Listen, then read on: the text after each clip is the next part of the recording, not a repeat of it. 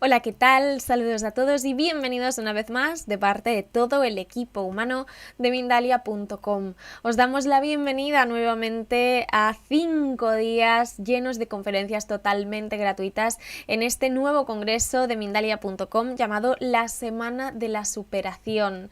Podrás disfrutar de más de 35 especialistas en riguroso directo a través de todas nuestras plataformas y redes sociales. Además, podrás también participar en las consultas privadas que van a impartirse dentro del marco de este congreso. Para más información acerca de los especialistas, las consultas, los talleres, toda la información referente a la Semana de la Superación, puedes entrar en www.mindaliacongresos.com. Y ahora sí, estoy encantada porque en esta ocasión nos va a estar acompañando Anaí Asenjo Romera, que viene a hablarnos en un espacio que se ha titulado Bienestar y Salud a través de la arquitectura consciente.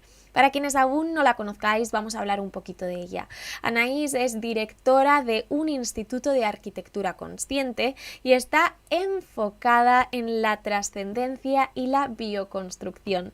Así que ahora sí, estoy encantadísima de darle la bienvenida a Anaí Asenjo Romera para comenzar con esta charla que, como os decía, se ha titulado Bienestar y Saber a través de la arquitectura consciente. Hola Anaí, ¿qué tal? ¿Cómo estás? Hola, ¿qué tal estás? Yo estoy muy bien. ¿Qué tal estáis todos vosotros?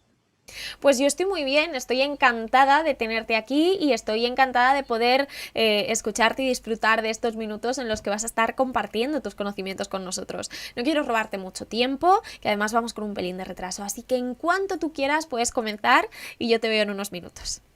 Vale, bueno, ante todo agradecer a Mindalia la oportunidad de poder participar en este tiempo y poder exponer un poco este enfoque del bienestar y la salud dentro del marco de la arquitectura. Y ya sin demorarme mucho más, os voy a contar un poco qué es lo que está pasando actualmente, ¿no? Cuál es el contexto en el que nos movemos y por qué proponemos el tema de la arquitectura consciente con la temática que os voy a exponer ahora mismo. De alguna manera, la que está cayendo es gorda. Realmente los mares están, según muchos científicos, muchos ahora hemos tenido muchísimo tiempo de conferencias online y hay muchos expertos científicos que dicen que los mares están a punto de saturación con un porcentaje de absorción de CO2 del 93,6%, 96,3%, perdonar, o sea que queda muy poquito para que estén totalmente saturados. Los bosques están sobreexplotados, especies desaparecidas, la biodiversidad se acaba. Cada vez más el egoísmo y la individualidad de nuestra sociedad y del ser humano va marcando huella, va dejando huella en nuestro planeta y los recursos se están agotando, lo estamos viendo todos los días.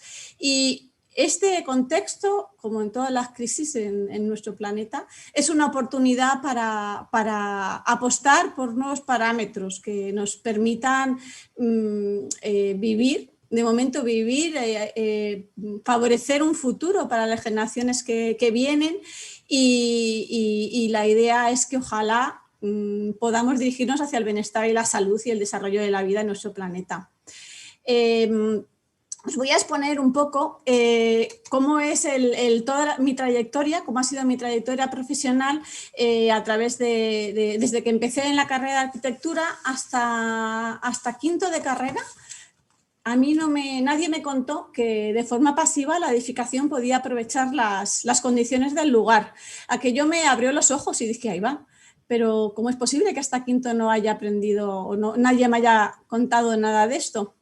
Y entonces ya empecé a trabajar en cooperación internacional y siempre en la Escuela de Arquitectura junto a un equipo hablando no solamente de estrategias bioclimáticas, sino avanzando un poquito más. Entonces voy a contar cuál ha sido el proceso para que lo tengáis de ejemplo, por si os sirve, y luego vamos a hablar un poquito más en profundidad de todos estos temas.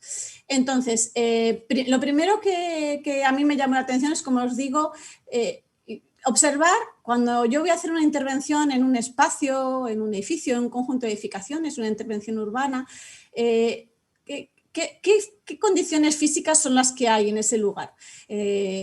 ¿Cuál es el clima? Es decir, ¿cuál es la humedad relativa? ¿Qué temperatura se mueve durante todo el año en ese lugar? ¿Existe algún obstáculo, bien sea por la topografía, bien sea por especies arbóreas? ¿Hay algo que me favorezca o que me impida el tener la ganancia o el aprovechamiento que yo quiero de esas condiciones?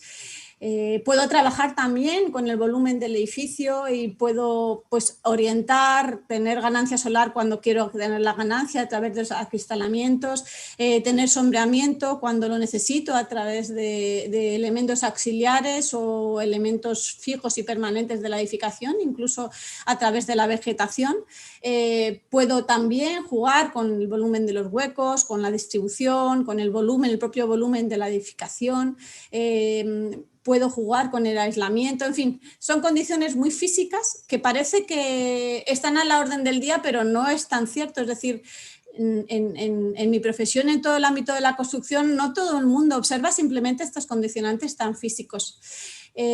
Para mí el hilo conductor ha sido la apertura de la sensibilidad natural y entonces lo primero es eso, observar qué condicionamientos físicos son los que afectan a la edificación, al conjunto de edificaciones.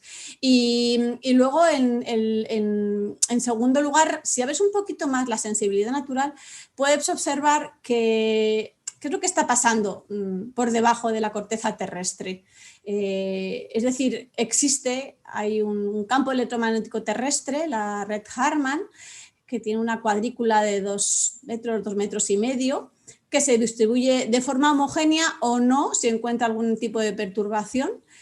Existe la red Curry, que afecta más a nivel emocional y que también es otra cuadrícula que gira a 45 grados más o menos que la otra red.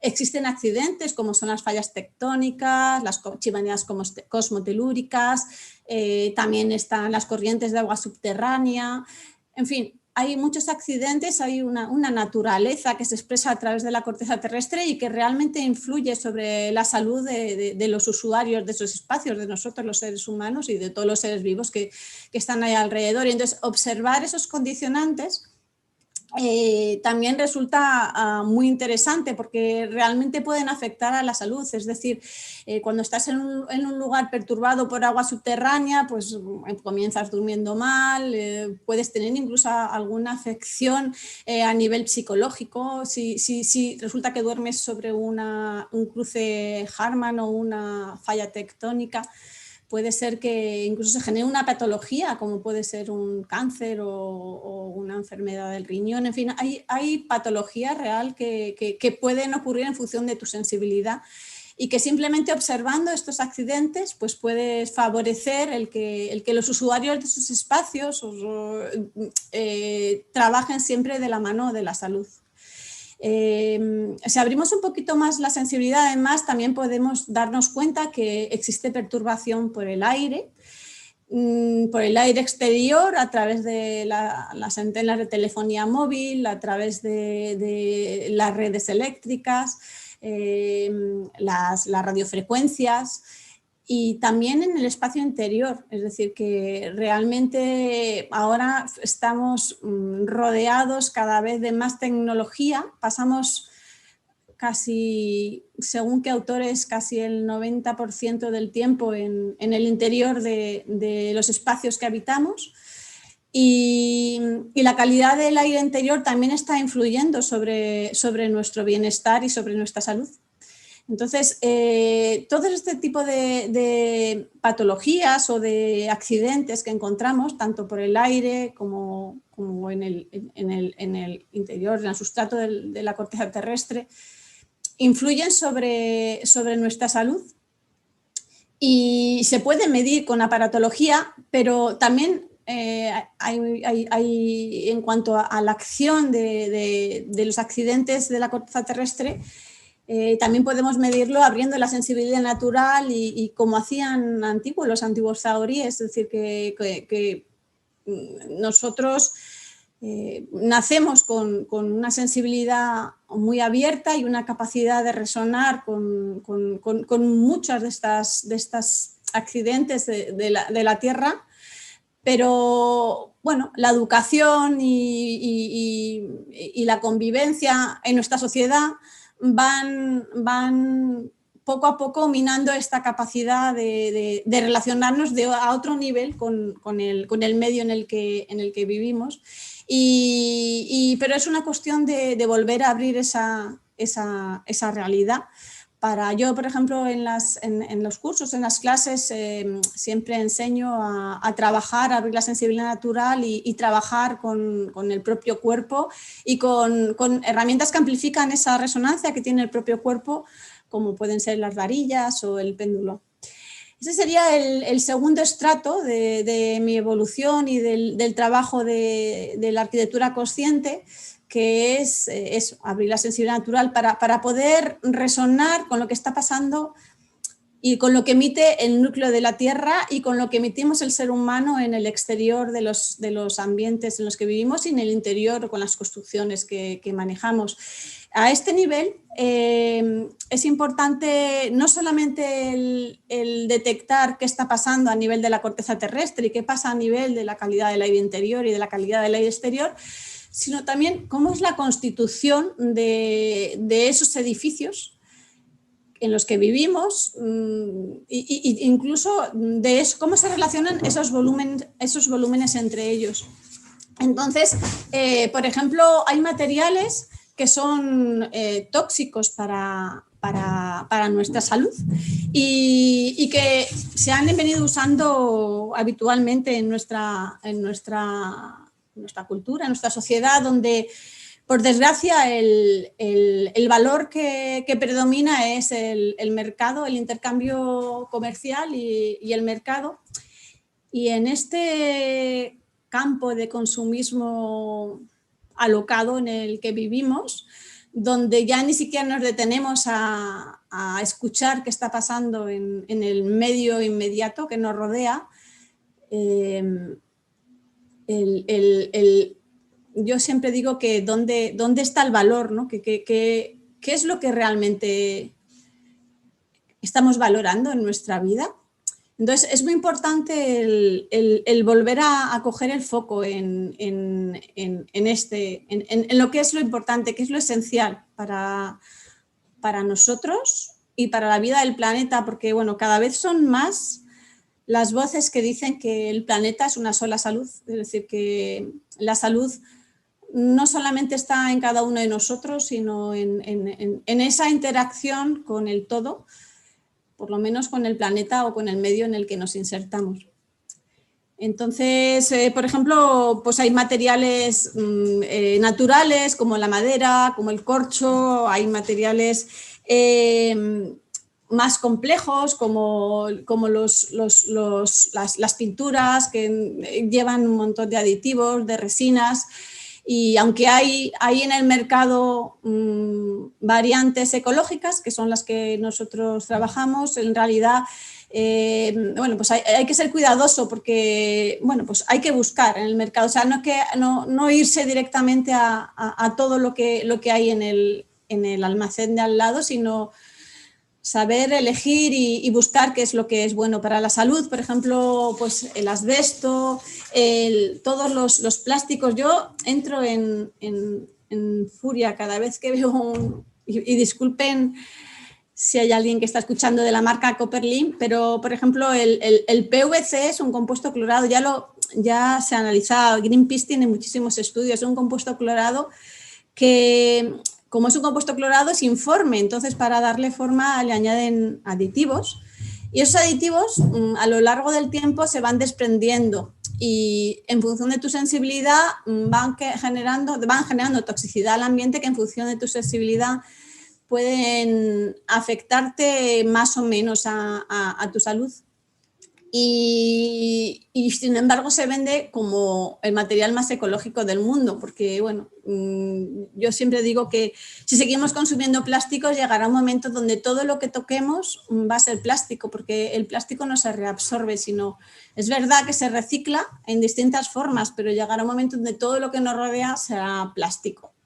Yo ahí siempre hago referente a una película que he visto muchas veces con mis hijos, que es Wall-E, donde el planeta está destrozado y únicamente hay 2 robots que se manejan entre plásticos. El plomo, el asbesto, como decía, hay fibras minerales que también generan mucho tóxico. Ya os explicaré porque un poquito más adelante me gustaría hablaros de 3 intervenciones arquitectónicas que he realizado donde vais a ver ejemplos de cómo aplicar criterios diferentes.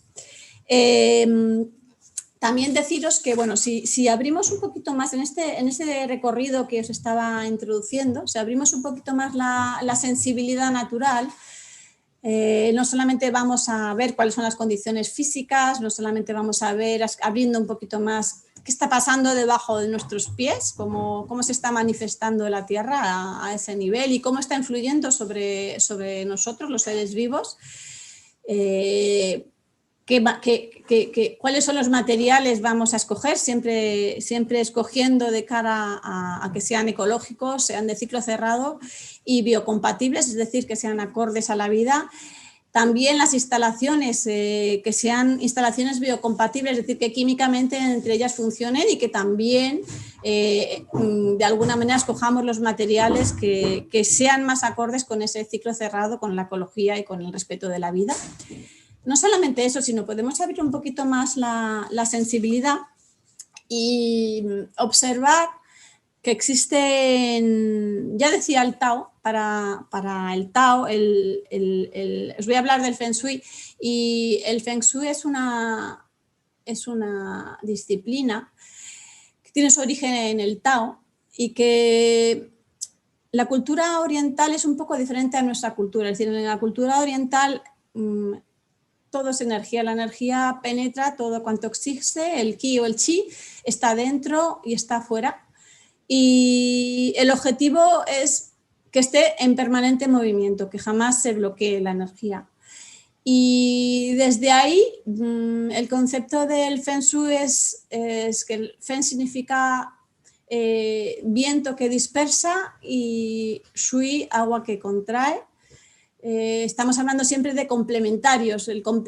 La complementariedad invita siempre al movimiento. Entonces, lo que estamos buscando es que permanentemente la energía fluya. Y desde ahí, a mí me gusta trabajar con el Feng Shui, no con recetas, sino abriendo la sensibilidad natural y pudiendo identificar cómo se manifiestan los elementos. Hay 5 elementos, como 5 dedos de la mano, como los 5 sólidos platónicos, como el pentágono, que es un representante del hombre, como los 5 continentes. De alguna manera el número 5 está muy asociado al ser humano a nivel de todas las culturas. Y estos 5 elementos son, como todos conocéis, el fuego, el aire, el agua, la tierra y la transmutación de estos 4, que sería el éter. Entonces, a mí me gusta trabajar con los elementos, escuchando cómo se manifiestan. Hay unas direcciones naturales para cada uno de ellos, hay unos materiales que también se asocian a cada uno de ellos, hay unas texturas, unas formas geométricas que se asocian a cada uno de ellos, no porque sea una fórmula, sino porque está en su naturaleza. Por ejemplo, el fuego es una energía que inspira, que de alguna manera es como la bombilla que aparece en los tebeos. Entonces, asociado a este elemento, que es como una bombilla que aparece en los tebeos, es como si llegase la idea, como las ganas de hacer algo, esa pasión que te invita a hacer algo, esa bombilla que se enciende, parece como que llega de arriba, ¿no? Entonces, pues las líneas verticales, todo lo que es vertical y todos los colores que son muy vivos están muy relacionados con el fuego. El aire es como esa primera idea que te ha hecho moverte, que ha hecho abrirte el corazón, te ha hecho como despertar y querer hacer algo. Tú no sabes el qué, pero estás inquieto, hay algo que se te ha encendido dentro.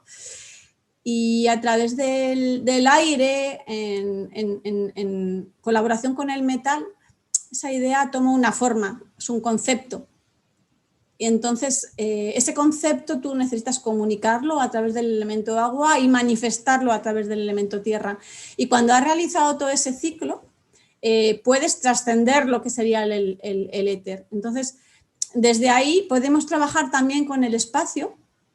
Y si conseguimos armonizar los 5 elementos, estamos trabajando también con un espacio armónico o con un espacio urbano armónico que va a facilitar el volver a tener ideas y creatividad, que va a facilitar el poder concretarlo en algo, una idea, el poder comunicarlo, el poder manifestarlo y volver a conectar con esa fuente que es la trascendencia. Entonces, se habla de bienestar cuando todo fluye de forma natural y de forma armónica. Entonces, eso también es un campo hacia la salud. Hay una cosa que no os he dicho, es que cuando yo empezaba, me acuerdo que estábamos formando la Asociación Española de Bioconstrucción y queríamos como realizar una certificación. Y entonces, en esa línea, nos hablaban de la sostenibilidad y la sostenibilidad son tener en cuenta factores económicos, factores medioambientales y factores sociales. Pero nosotros en Arquitectura Consciente siempre hemos dicho desde el minuto cero, o sea, cuando ya casi estaba recién acabada en la carrera universitaria y estábamos trabajando por eso, por formar la Asociación Española de Bioconstrucción, que hay un hilo conductor que trasciende o que envuelve o que da sentido a estos 3 factores. Y esa es la salud. Por eso yo siempre hablo de salud.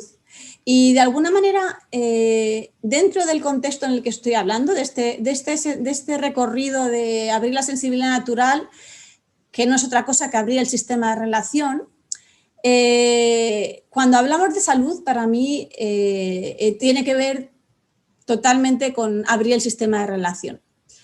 Entonces, en esta línea de seguir abriendo el sistema de relación y profundizando más y más hacia lo que es realmente la arquitectura consciente,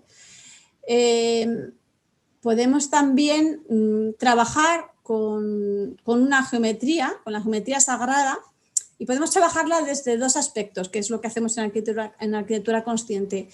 O bien, como hacían los maestros canteros, ellos era muy curioso porque ellos cogían y trazaban un círculo en el suelo.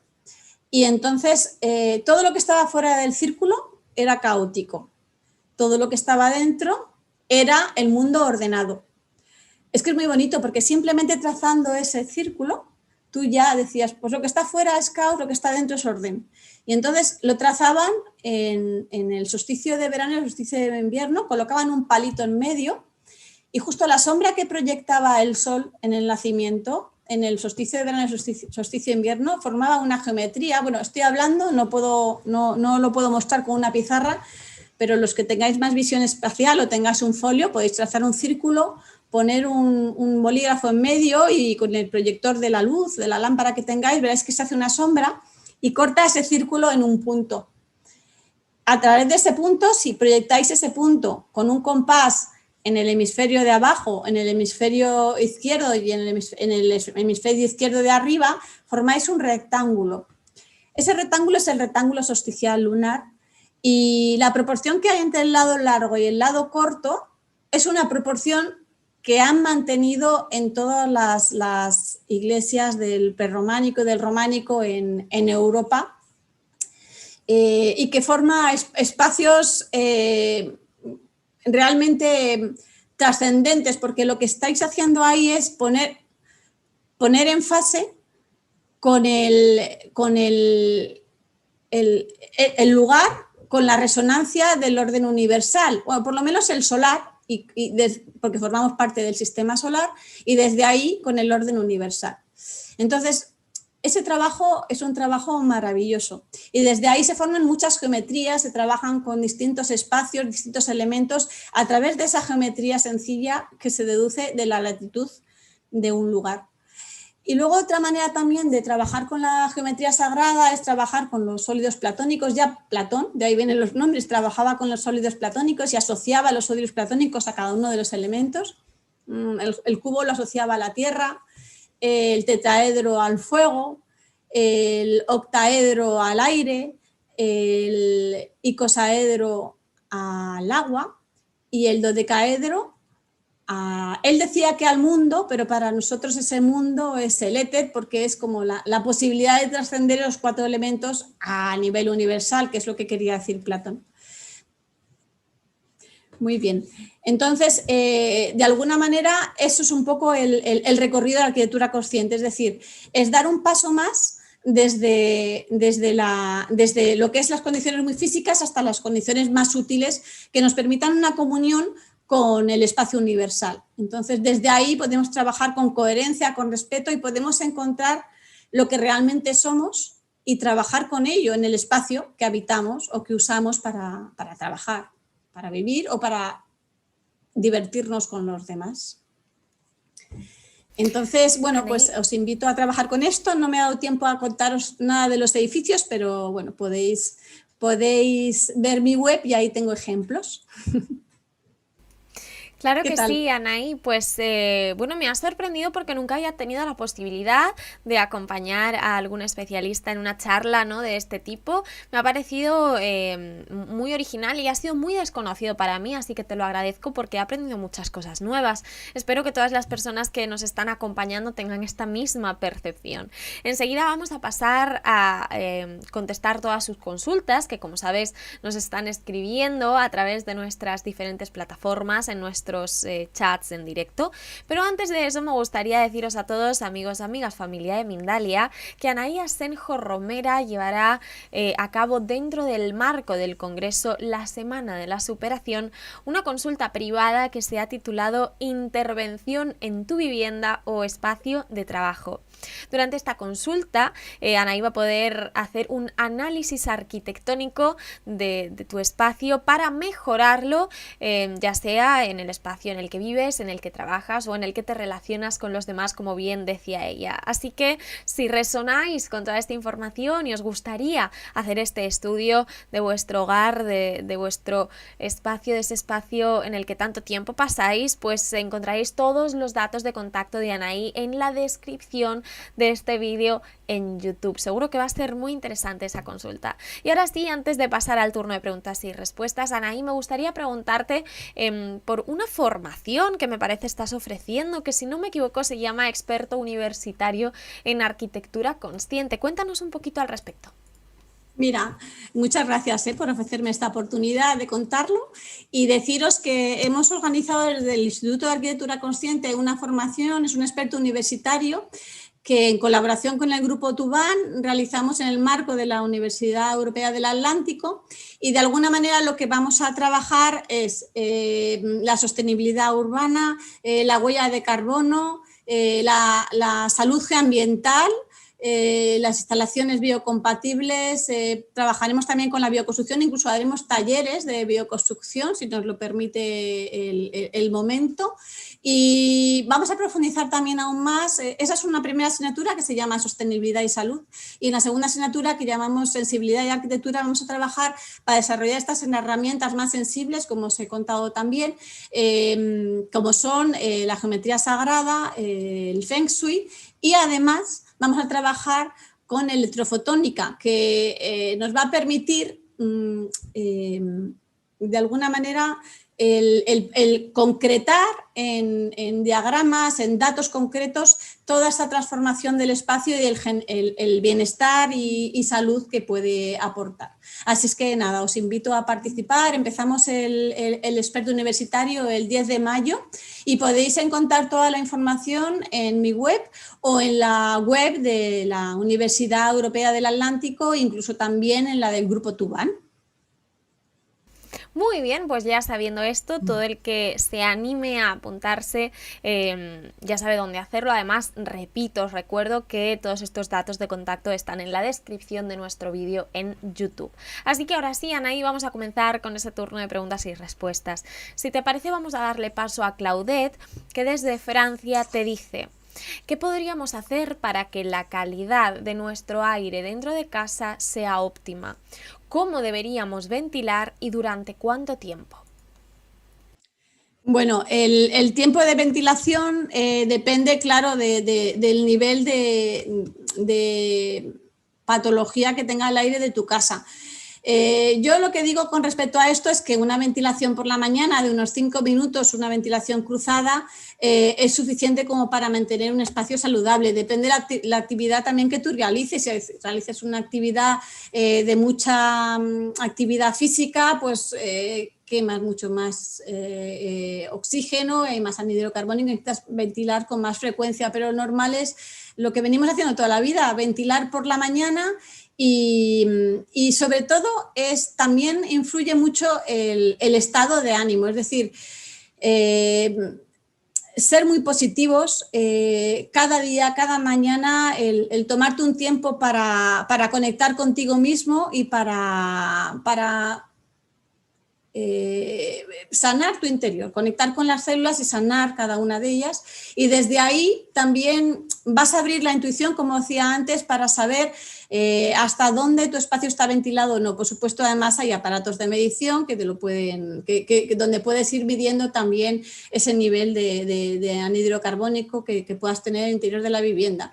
Pero en principio, si tú estás rodeado, dicen que lo que más influye son los 3-4 centímetros de revestimiento interior de la vivienda. Entonces, aunque todo el material y todo el envolvente del edificio funcione, lo que más afecta es ese envolvente. Entonces, si tú además has revestido tus paredes con material no tóxico, también vas a favorecer que haya menos toxicidad. Es decir, son muchos factores los que influyen, pero básicamente ventilando por la mañana para una primera instancia estaría bien. Pues vamos a continuar con José Sánchez, que desde España y a través de WhatsApp te dice: ¿tener problemas de insomnio puede estar de alguna forma relacionado con la edificación o con la distribución de nuestro dormitorio? Pues sí, porque hay muchos factores que pueden influir, como he dicho antes. Por un lado, y básico, podría ser qué está pasando con el campo electromagnético, o sea, qué geometría tiene en tu dormitorio. Igual tienes el cabecero de la cama colocado sobre un cruce de Harman o sobre una falla tectónica, y eso te va a agitar mucho la mente, o simplemente agua subterránea, y te va a agitar mucho la mente y te va a dificultar de que puedas dormir. Entonces, muchas veces simplemente cógete una brújula y cambia el cabecero de la cama. Muchas veces, además, es la orientación. La mejor orientación es la norte-sur, porque coincide en nuestro hemisferio con el hemisferio norte con la dirección del campo electromagnético terrestre. Entonces, hay mucha gente que dice que la mejor orientación es la norte y después la este. Yo soy más partidaria de no aplicar recetas, sino de ir testando a través de lo que digo, ir ensayando y abriendo sensibilidad natural para ver cómo funciona. Pero tú prueba a cambiar el cabecero de la cama. Prueba también a ver si detrás del cabecero de la cama tienes colocada la televisión o una cadena de música en otro dormitorio, y el campo eléctrico que está generando eso también te genera una distorsión. Y luego también mira a ver si alrededor de tu vivienda resulta que hay un generador eléctrico o tienes una antena de telefonía móvil que también te puede generar perturbación. Maravilloso, pues vamos a continuar con Liliana, que desde Argentina te dice: ¿cómo diseñar un buen espacio para nuestros hijos, que sea apto para su descanso, a la vez que para su creatividad, e incluso para su salud mental? Esta pregunta me gusta mucho. Sí, esa es muy bonita. Hay muchos factores que influyen en eso, pero yo te diría, y como tenemos muy poquito tiempo, el espacio que mejor funciona para los niños, también lo podéis ir testando los que estéis escuchando. De alguna manera, el elemento agua tiene mucho que ver con la frescura, con el nacimiento, con la maternidad, con la natalidad, con esa espiritualidad fresca que no tiene contenido añadido de estudio, sino que es espontáneo, ¿no? Entonces, la orientación natural del agua en nuestro hemisferio es el hemisferio norte, es el sur. Y yo probaría primero a orientar, si puedes, el dormitorio de los niños pequeños al sur, y sobre todo que tengan mucho soleamiento, que tengan colores suaves, tendentes al turquesa, al verde agua, algo que les invite a entrar en comunión con el agua, que les va a hacer mucho más empáticos, muy, muy creativos y con mucha facilidad de comunicación. Bueno, pues esto es algo que me apunto, espero que mi pareja no me escuche porque si oye hablar de niños se pone nervioso, pero yo me lo apunto para tenerlo muy en cuenta en un futuro. Vamos con Tomás desde México. Te dice, ¿podrías decirnos 5 imprescindibles a tener en cuenta a la hora de construir nuestra propia vivienda o reformar una casa para ser amables con el planeta? Te pide 5 imprescindibles, 5 cosas que a ti no podrían faltarte. Madre mía, sí, sin estudiar. A ver, te cuento. Lo primero que yo haría es, lo que he dicho, escuchar el terreno, ver si sientes algún tipo de perturbación y en el caso de que te hagas una obra nueva, buscar el lugar donde te sientas más cómodo, más a gusto, más tranquilo dentro de ese terreno. Si es una reforma, entonces, bueno, buscaría también, si te encuentras más inquieto en alguno de los lugares, yo destinaría esos lugares a lugares donde no vas a descansar, donde vas a pasar de rápido, pues por ejemplo un pasillo, un recibidor o los cuartos de baño donde estás poquito tiempo, y reservaría los lugares donde te encuentras más sano y más agradable para descansar, para dormir, porque de alguna manera es donde repones todas tus fuerzas. Entonces es muy importante el espacio que destinas al dormitorio. Luego escogería, por un lado el lugar, escogería materiales biocompatibles, desde luego, no lo dudaría, instalaciones biocompatibles.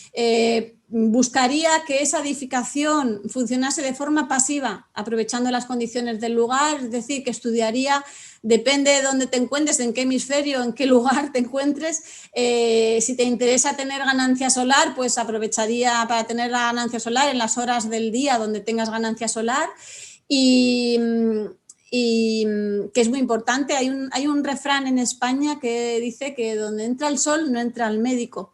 Entonces, bueno, pues intentaría tener el máximo soleamiento siempre y cuando lo permita tu climatología, que no sé exactamente dónde has dicho, Dalai, que estabas, pero bueno, en cualquier caso intentaría eso. Luego, materiales biocompatibles, el soleamiento, he dicho, el lugar, ya van 3. Buscaría también que la distribución. Mira, hay muchas veces que nos enredamos en hacer distribuciones muy retorcidas, con pasillos, Yo siempre digo que para una vivienda, una distribución sencilla facilita la vida, facilita la comunicación, facilita el encuentro.